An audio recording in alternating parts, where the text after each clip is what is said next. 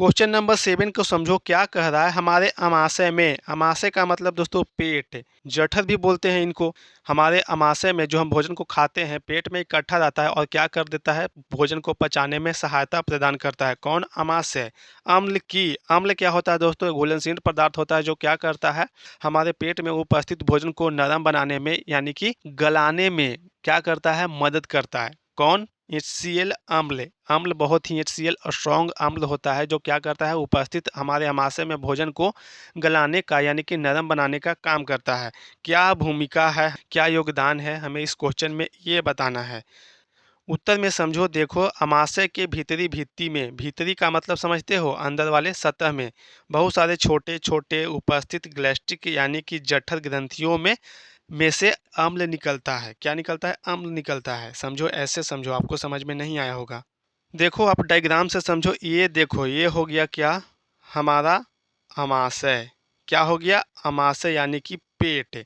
पेट में दोस्तों बहुत सारे छोटे छोटे, कहाँ पे? भीतरी भित्ति में यानी कि अंदर वाले सतह पे क्या रहते हैं, बहुत सारे छोटे छोटे टिंचुक जैसा बहुत सारे बिंदु के आकार के ग्रंथियां देखने को मिलती है। ये ग्रंथियां आखिरकार होती है क्या सर जी? ग्रंथि बिल्कुल फैक्ट्री की तरह काम करता है बच्चों। कैसे?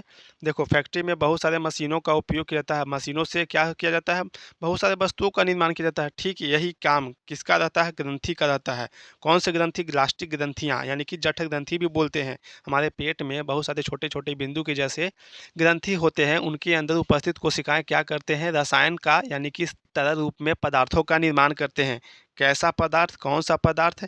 हमने आपको बोला कि हमारे अमाशय के अंदर बहुत सारे छोटे छोटे से भीतरी भित्ति में, पेट के अंदर में जो छोटे छोटे आकार के ग्रंथियां हैं, यह ग्रंथियां बिल्कुल फैक्ट्री की तरह काम करती है। इनके अंदर उपस्थित कोशिकाएं क्या करती हैं, रसायन का यानी कि तरल पदार्थ का निर्माण करते हैं। और ये तरल पदार्थ क्या करते हैं, ये तरल पदार्थ कौन सा होता है? HCl होता है और साथ ही पेप्सिन होता है। दो महत्वपूर्ण तरल पदार्थ का निर्माण करते हैं। एक हो गया HCl अम्ल और दूसरा हो गया क्या? Pepsin enzyme. अम्ल मतलब बच्चों की जो भोजन को मुलायम करे, गलाने का काम करे, और एंजाइम का मतलब क्या, कि जो भोजन को छोटे छोटे टुकड़ों में तोड़ दे। समझे? यहाँ पे दो चीज़ों का निर्माण होता है, इन ग्रंथियों से निकलता है। पहला HCl और दूसरा पेप्सिनोजन। तो यही बोल रहा है, अमाशय की भीतरी भित्ति में बहुत सारे छोटे छोटे उपस्थित ग्लैस्टिक यानी कि जठर ग्रंथियों में, ग्लैस्टिक क्या है? ग्रंथियों में, या फिर इसे बोल सकते हैं जठर ग्रंथियों में अम्ल निकलता है, जिसका भूमिका आमाशय में निम्नलिखित है। यानी कि इसका भूमिका हमारे पेट में निम्नलिखित है, यानी कि नीचे दिया गया है। आइए अम्ल की भूमिका क्या है हम एक एक करके समझते हैं। अमाशय में हाइड्रोक्लोरिक अम्ल यानी कि HCl, HCl को ही क्या बोलते हैं? हाइड्रोक्लोरिक अम्ल। भोजन को नरम यानी कि मुलायम करता है ताकि आसानी से पाचन हो सके। हमने अभी आपको बताया, हमारे अंदर हमारे पेट के भीतरी भित्ति में क्या होता है, ग्रंथियां उपस्थित रहती है बहुत सारी, जो क्या करती है, हाइड्रोक्लोरिक अम्ल का निर्माण करती है। और ये हाइड्रोक्लोरिक अम्ल हमारे भोजन को क्या करता है, नरम मुलायम बनाता है ताकि क्या हो, पाचन क्रिया सही से हो सके।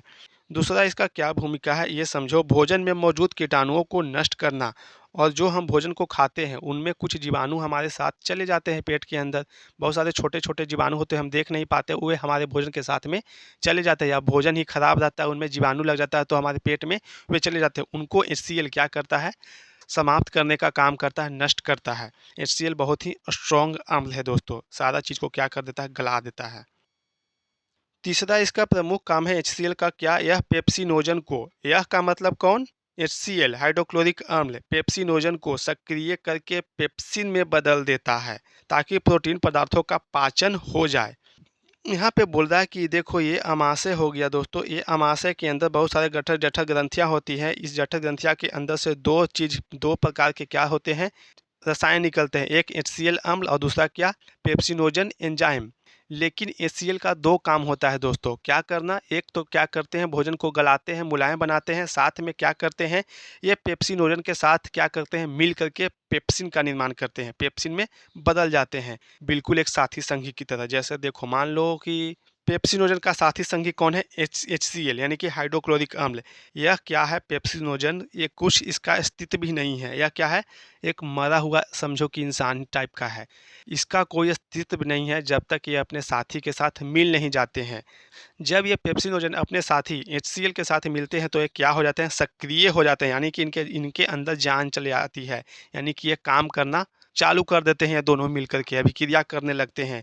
अभिक्रिया करके दोनों मिल करके क्या करते हैं, पेप्सिन का निर्माण करते हैं। और पेप्सिन हमारे पेट के अंदर क्या करता है दोस्तों, अमाशय में प्रोटीन का पाचन करता है। पेप्सिन का इसीलिए निर्माण होता है हमारे अमाशय में, ताकि प्रोटीन पच जाए।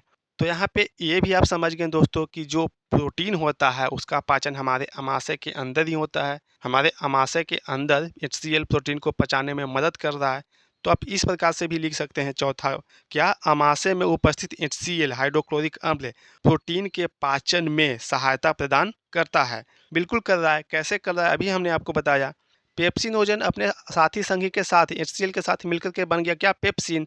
और पेप्सिन क्या कर रहा है, प्रोटीन को पचा रहा है।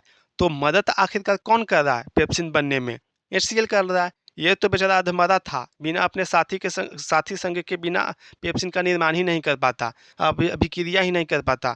तो मदद कौन कर रहा है, HCl अमाशय में उपस्थित HCl प्रोटीन के पाचन में क्या करता है, सहायता प्रदान करता है।